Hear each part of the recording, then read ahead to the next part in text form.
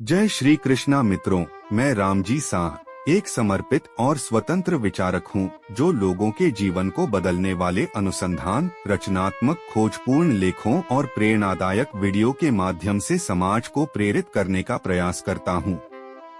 आइए इन वीडियो को देखते हैं और नई प्रेरणा प्राप्त करते हैं। भागवत गीता, मुश्किल समय में धैर्य रखना हमारे जीवन का एक अत्यंत महत्वपूर्ण गुण है। जीवन में कई बार ऐसी परिस्थितियां आती हैं जब सब कुछ हमारे खिलाफ प्रतीत होता है। ऐसे समय में धैर्य और सकारात्मक सोच बनाए रखना अत्यंत आवश्यक है। धैर्य हमें मानसिक स्थिरता और शांति प्रदान करता है, साथ ही कठिनाइयों का सामना करने की शक्ति भी देता है। यह हमें यह विश्वास दिलाता है कि हर मुश्किल के बाद अच्छा समय अवश्य आता है। मित्रों, इस संसार में भगवान की इच्छा के बिना कुछ भी संभव नहीं है। इसलिए मैं आपको हृदय से शुभकामनाएं देना चाहता हूं कि आप अत्यंत भाग्यशाली हैं, क्योंकि आपने भगवान श्री कृष्ण की प्रेरणा से श्रीमद् भगवद गीता के अनमोल विचारों को सुनने और समझने का निर्णय लिया है। मुझे पूर्ण विश्वास है कि इस संदेश को शांत मन से सुनने और अंत तक समझने के बाद आपके विचारों और जीवन में एक सकारात्मक परिवर्तन अवश्य आएगा। जो भी व्यक्ति श्रीमद् भगवद गीता की शरण में जाता है और भगवान श्री कृष्ण द्वारा बताए गए मार्गदर्शन को अपनाता है, वह अपने सभी दुखों से मुक्त होकर सफलता और आनंद प्राप्त करता है। मित्रों, यदि आपको जीवन में किसी भी प्रकार की समस्या है या आपकी कोई इच्छा अधूरी है, तो गीता के इन 60 अनमोल वचनों को ध्यानपूर्वक सुनें और समझें। यह वचन न केवल आपकी इच्छाएं पूरी करेंगे, बल्कि हर मुश्किल को आसान बना देंगे और आपके सभी दुखों का निवारण करेंगे। गीता का यह ज्ञान अमृत के समान है, जो न केवल हमारे विचारों में बल्कि हमारे जीवन में भी एक नई ऊर्जा का संचार करता है। मैं पूरे विश्वास के साथ कह सकता हूं कि जो भी इन वचनों को ध्यानपूर्वक सुनेगा और उन्हें अपनाएगा, उसे अपनी हर समस्या का समाधान मिलेगा और वह अपनी सभी इच्छाएं पूरी कर सकेगा। इसलिए इस ज्ञानवर्धक यात्रा को पूरे मन और ध्यान से सुनें। इस लेख के एक एक विचार को गहराई से समझें और इसे अंत तक अवश्य सुनें। तो आइए भगवान श्री कृष्ण द्वारा दिए गए इन 60 अनमोल वचनों की दिव्य यात्रा का आनंद लें, जिसे क्रमशः भाग 1, 2, 3 और 4 में प्रस्तुत किया गया है।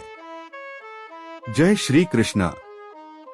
श्रीमद् भागवत गीता का 46वां अमूल्य वचन यह है कि हमें बीते समय को भूलकर केवल वर्तमान में जीने की समझदारी अपनानी चाहिए।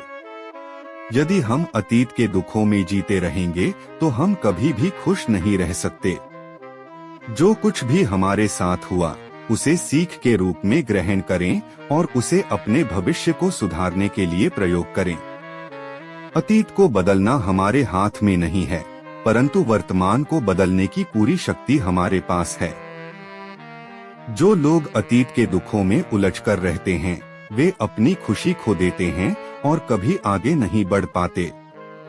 इसलिए आज में जीना शुरू करें और अपने वर्तमान को बेहतर बनाएं। केवल वही व्यक्ति सुखी रहेगा जो अपने वर्तमान में जीता है, जबकि अतीत में जीने वाला व्यक्ति हमेशा पीड़ा में रहेगा। श्रीमद् भागवत गीता का 47वां अमूल्य वचन कभी भी जीवन में नए शुरुआत के लिए पुराने को पूरी तरह से मिटाना पड़ता है। श्री कृष्ण ने कुंती से कहा था कि धर्म की वृद्धि के कारण महायुद्ध का आयोजन आवश्यक था, क्योंकि पुराने को नष्ट किए बिना नए युग की शुरुआत संभव नहीं थी।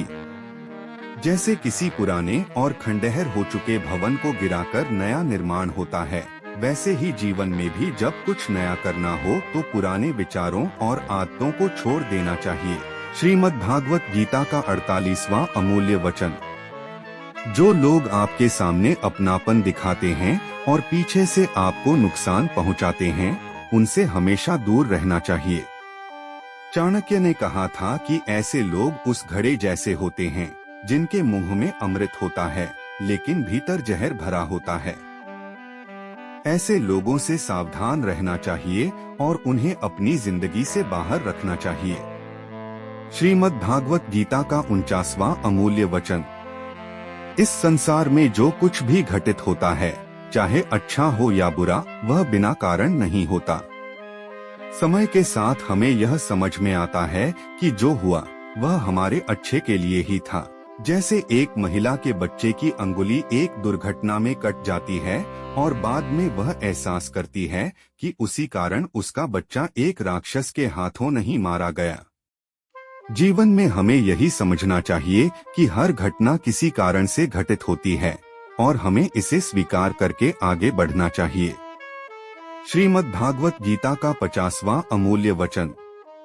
कभी भी किसी का भला करके एहसान न जताएं, क्योंकि ऐसा करने से वह उपकार कम और एक बोझ की तरह लगता है।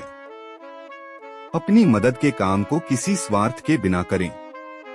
ज्ञान से बुद्धि की श्रेष्ठता बढ़ती है, इसलिए हमें ज्ञान अर्जित करते रहना चाहिए और इसे दूसरों के साथ साझा करना चाहिए।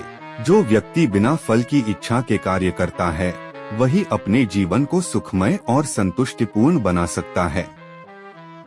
मैं और मेरा की भावना से बाहर निकलकर काम करना ही असली शांति का रास्ता है। श्रीमद् भागवत गीता का 51वां अमूल्य वचन। जीवन में संतोष रखने वाला ही सच्चा सुखी होता है। जो हमें नहीं मिलता, उसके बारे में दुख या शक करने के बजाय हमें यह समझना चाहिए कि जो कुछ भी ईश्वर ने हमें दिया है, उसका आनंद लें। एक बार एक व्यक्ति सागर के किनारे घूम रहा था और उसने चांदी का एक डंडा देखा जो लहरों के साथ किनारे पर आया था। उसने खुशी खुशी उस डंडे को उठाया और चलने लगा। कुछ देर बाद जब वह सागर में नहाने गया तो डंडा लहरों के साथ बह गया। वह दुखी हो गया और रोने लगा। पास से एक संत गुजर रहे थे, जिन्होंने उसे दुखी देखा और पूछा कि क्यों रो रहा है। आदमी ने बताया कि उसका चांदी का डंडा बह गया। संत ने पूछा, जब वह तुम्हारा था ही नहीं तो फिर दुख क्यों? इस पर व्यक्ति चुप हो गया। कभी कभी खुशियां अनायास मिलती हैं और हमें उनकी सराहना का समय नहीं मिलता, क्योंकि हम हमेशा उन चीजों की चिंता करते रहते हैं जो हमारे पास नहीं हैं। भगवान श्री कृष्ण ने कहा है, तुमने क्या लाया था जो खो दिया? तुम खाली हाथ आए थे और खाली हाथ ही जाओगे। श्रीमद् भागवत गीता का 52वां अमूल्य वचन। क्रोध मनुष्य के जीवन को बर्बाद कर देता है। क्रोध करने वाला व्यक्ति न केवल दूसरों से दूर हो जाता है, बल्कि अपने रिश्तों को भी खो देता है। जो व्यक्ति अपने क्रोध पर काबू नहीं पा सकता, वह जीवन में कुछ भी नहीं संभाल सकता। क्रोध में प्रतिक्रिया देना यह दर्शाता है कि हमें ईश्वर के बनाए नियमों पर विश्वास नहीं है। भगवान श्री कृष्ण कहते हैं, क्रोध से मनुष्य की मति मारी जाती है और मति के नष्ट होने से बुद्धि भी नष्ट हो जाती है। जब बुद्धि नष्ट होती है तो व्यक्ति अपना ही नाश कर बैठता है। श्रीमद् भागवत गीता का 53वां अमूल्य वचन। व्यक्ति को सुख और दुख दोनों परिस्थितियों को समान रूप से स्वीकार करना चाहिए। जैसा हम खुशियों का स्वागत करते हैं, वैसे ही दुख को भी स्वीकार करें। जीवन में सुख और दुख दोनों का एक समान स्थान है। महाभारत के युद्ध के बाद जब श्री कृष्ण द्वारिका लौटने लगे, पांडवों ने उन्हें रोकने की कोशिश की, क्योंकि वे उन्हें अपना हिस्सा मानते थे। लेकिन श्री कृष्ण को जाना था।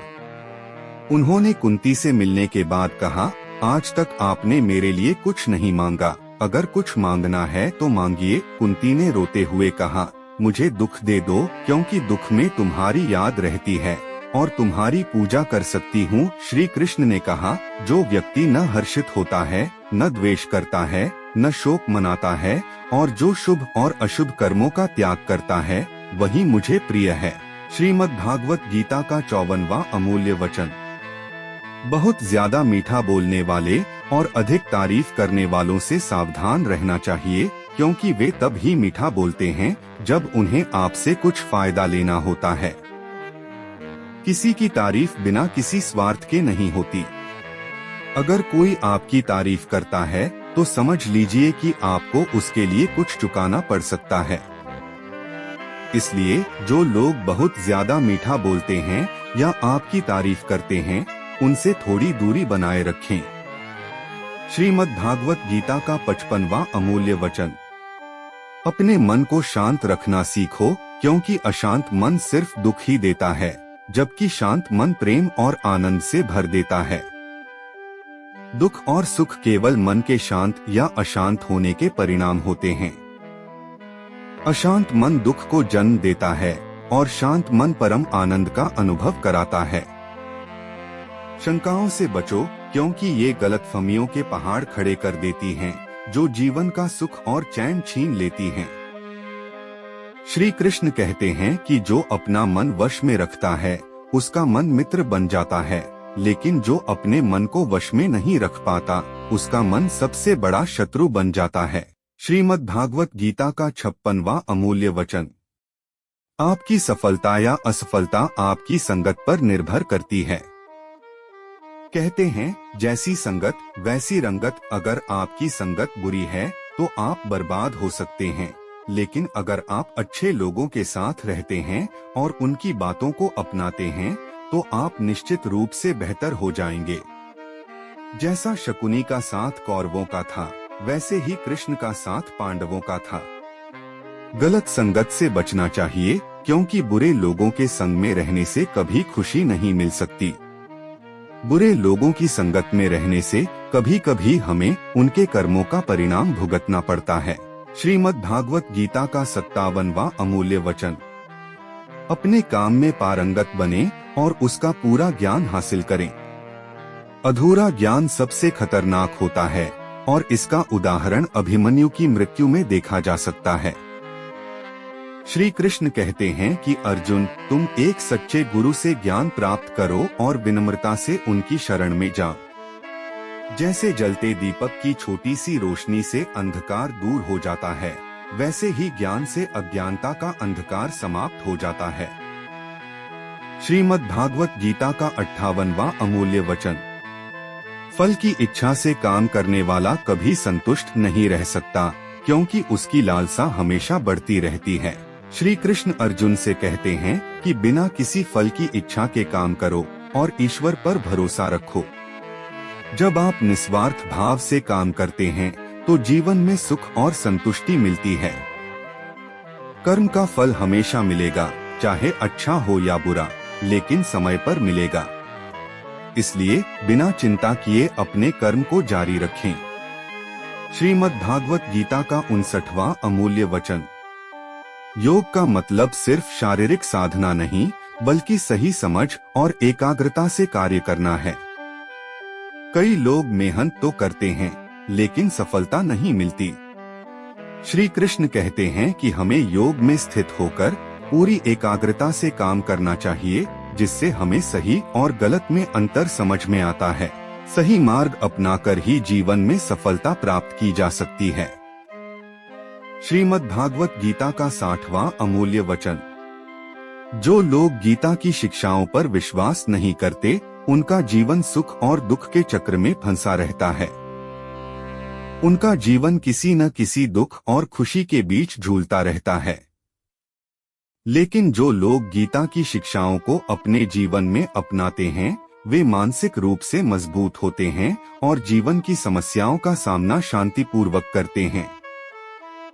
श्री कृष्ण ने गीता में यह सिखाया है कि संतुलन और धैर्य के साथ हर परिस्थिति में जीने की कला को अपनाया जाए, जिससे जीवन में शांति और स्थिरता बनी रहे। जीवन का उद्देश्य परोपकार और भक्ति करना है और हमेशा निस्वार्थ भावना से दूसरों की मदद करनी चाहिए। जीवन में प्रेम और संतुष्टि। प्रेम केवल उन्हीं से करें जो आपकी भावनाओं की कदर करें, क्योंकि प्रेम पीड़ा नहीं देता। लेकिन अगर आपकी भावनाओं की कदर नहीं की जाती तो यह पीड़ा में बदल सकती है।